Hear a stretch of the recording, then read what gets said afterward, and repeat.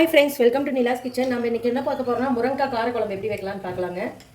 நான் அதுக்கு கடலெண்ணெய் ஒரு 3 டேபிள் ஸ்பூன் அளவு எடுத்துக்கிறேங்க. எப்போவுமே இந்த மாதிரி காரக்குழம்புக்குள்ள கொஞ்சம் ஆயில் நல்லா இருந்தால் நல்லாயிருக்குங்க. நல்லா ஆயில் காயிடும். ஆயில் நல்லா காயிடுங்க, காஞ்சிருச்சு. இப்போ 1/4 டேபிள் ஸ்பூன் சீரகம், இது கடுகுங்க. 1/4 டேபிள் ஸ்பூன் சீரகம், அதே மாதிரி 1/4 டேபிள் ஸ்பூன் சோம்புங்க.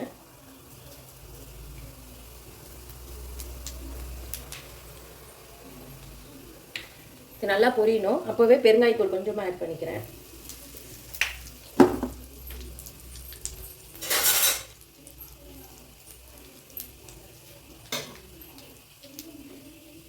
பாருங்க, அதெல்லாம் நல்லா வெடிச்சிருச்சு. இப்போ நான் பூண்டு ஒரு 2 கட்டி எடுத்து புளிச்சு வச்சுருக்கேன், அதை போட்டுக்கிறேன். வாஷ் பண்ணி எடுத்துருக்கேன். இது போட்டு சின்ன வெங்காயம் ஒரு 100 கிராம் அளவு, முழுசாக சின்னதாக இருக்கிறது முழுசாக போட்டுங்க. ரொம்ப பெருசாக இருக்கிறது 2 கட் பண்ணியிருக்கேன். இதையும் போட்டுக்கலாம். இது நல்லா வதங்கணும் ஆயிலில்.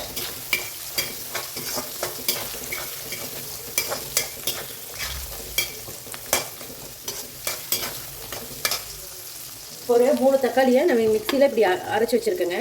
பெரிய தக்காளியாக 3 எடுத்திருக்கேன். நம்ம புளி சேர்த்த போகிறதில்ல, அதுக்குள்ள தக்காளி தான் நம்ம ஆட் பண்ண போகிறோம். பாருங்கள், ஆனியன் இந்த அளவுக்கு நல்லா செவந்து வரணும்.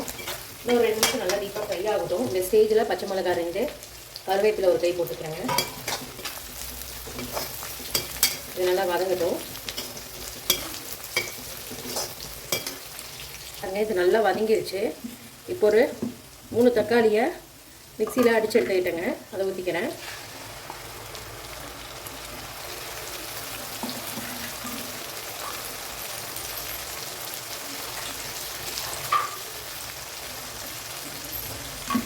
இதுவும் நல்லா நமக்கு வதங்கி வரணும் தக்காளி பேஸ்ட்டு. எதுக்கு நம்ம அரைச்சி ஊற்றுறோன்னா கொஞ்சம் கெட்டியாக நல்லா இருக்குங்க, கிரேவி கிடைக்கும். அதுக்காக தான். அப்படியே போடுறத விட அரைச்சி ஊற்றுறது ரொம்ப நல்லதும் கூட, வேஸ்ட் ஆகாது தக்காளியே.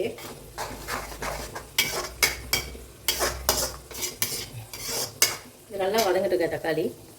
பாருங்கள், இந்த அளவுக்கு நல்லா வதக்கணும். இன்னும் நல்லா வதங்கணும்.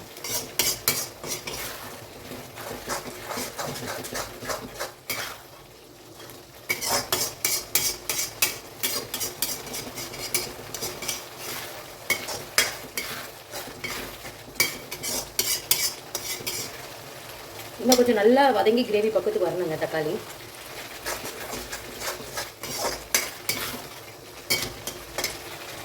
இந்த அளவுக்கு நல்லா வதங்கணும் நமக்கு. வதங்கினதுக்கப்புறம் வரமிளகாய் தூள் ஒரு 1/2 டேபிள் ஸ்பூன் போட்டுக்கிறேன். ஏன்னா என் குழம்பு தூளில் கொஞ்சம் காரம் கம்மியாக இருக்குங்க, அதனால் இது நல்லா போட்டு வதக்கலாம். இன்னும் கொஞ்சம் காரம் போட்டுக்கிறேன், ஏன்னா காரம் கொஞ்சம் கம்மியாக இருக்க மாதிரி ஃபீல் இருக்குது எனக்கு பார்த்தாங்க. ஒரு 3/4 டேபிள் ஸ்பூன் வச்சுக்கோங்க. நல்லா இந்த ஆயிலே வதங்கட்டுங்க. பாருங்கள், பார்க்கவே எவ்வளோ கலர்ஃபுல்லாக இருக்குன்னு. பாருங்கள், இது வீட்டிலே அரைச்ச கறி மசாலா தூளுங்க. ஒரு 3 டேபிள் ஸ்பூன் போட்டுக்கிறேங்க. போட்டு நல்லா வதக்கலாம். கொஞ்சம் அடுப்பை சிம்மில் வச்சுருங்க. மசாலா வதக்கும் போது அடுப்பு சிம்மில் வச்சுக்கணும் எப்போவுமே. பாருங்கள், இந்தளவுக்கு நல்லா ஒரு 2 நிமிஷம் வதங்கட்டும். இப்போது நான் முருங்காய் ஒரு 6 முருங்காய் எடுத்து வச்சுருக்கேங்க. இது அம்மா மரத்துலேருந்து பறிச்சுட்டு வந்தாங்க ஊர்லேருந்து. இதை நல்லா மிக்ஸ் பண்ணிக்கலாம். இது நாட்டுக்காய்ங்க. எங்கள் பாட்டி காலத்துலேருந்து அந்த செடி மாற்றி மாற்றி அப்படியே பதியம் போட்டு வந்ததுங்க. இது நல்லா வதங்குங்க. இப்போ தான் சோத்துக்காய் அப்படிலாம் சொல்கிறாங்க. இது அந்த மாதிரி இல்லை, பாட்டி இருக்கு வச்சிருந்தே இருந்த மரம் தான். அதுலேருந்து பதியம் போட்டு வந்ததுங்க. இப்போ நான் மிக்ஸி ஜாரை வாஷ் பண்ணி கொஞ்சம் தண்ணி ஊற்றிக்கிறேன். நீங்கள் வேணால் புளி கூட கொஞ்சம் ஆட் பண்ணிக்கலாம். புளி ஆட் பண்ணாலும் நல்லா தான் இருக்கும்.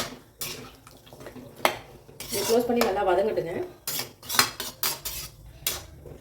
பாருங்கள், பார்க்கவே எவ்வளோ சூப்பராக இருக்குன்ட்டு.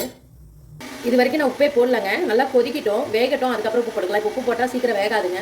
இனி ஒரு டம்ளர் அளவு மறுபடியும் ஊற்றிருக்கேங்க, ஏன்னா காய் வேகிறதுக்கு வேணும். அதுக்காக பாருங்கள், எவ்வளோ சூப்பராக கொதிச்சு வருதுங்க. இப்படி அடி பிடிக்கிற போது அடிக்கடி கிளறி ஊற்றிக்கோங்க. ஓப்பன் பண்ணி பார்க்கலாம்.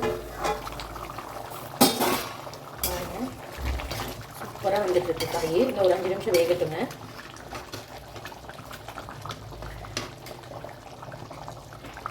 இன்னொரு 5 நிமிஷம் வேகணும். லைட்டாக கொஞ்சம் திக்னஸாக இருக்குது. க்ளோஸ் பண்ணி வச்சுக்கோங்க.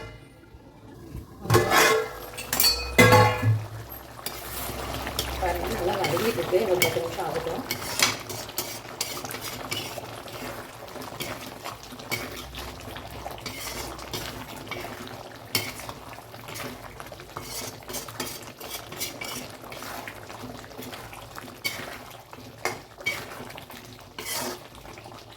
பாருங்கள் இந்த ஸ்டேஜில் நான் கல்லுப்பு கொஞ்சம் போட்டுக்கிறேன். ஏன்னா ஆல்ரெடி நம்ம உப்பே போடல, கல்லுப்பு போட்டேன். போட்டு காய் நல்லா வெந்துருச்சுங்க. நான் தேங்காய் ஒரு 1/4 மூடி தேங்காய்ங்க, ஒரு தேங்காயில் 1/4 மூடி தேங்காய் எடுத்திருக்கேன், போட்டுக்கிறேன். அரைச்சிட்டேங்க, ஃபைன் பேஸ்ட்டாக.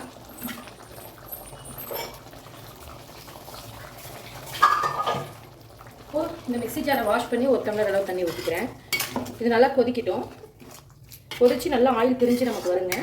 அவ்வளோதான், சூப்பரான ஒரு காரக்குழம்பு ரெடி ஆகிடும். முருங்கைக்காய் காரக்குழம்பு.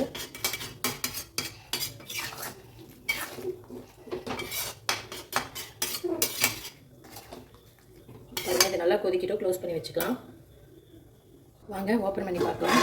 பாருங்கள் எவ்வளோ சூப்பராக ஆகிடுச்சுன்ட்டு காரக்குழம்பு. கண்டிப்பாக நீங்களும் இதெல்லாம் ட்ரை பண்ணி பாருங்கள். ட்ரை பண்ணி பார்த்துட்டு மறக்காமல் எனக்கு கமெண்ட் பண்ணுங்கள். சூப்பரான காரக்குழம்பு ரெடிங்க.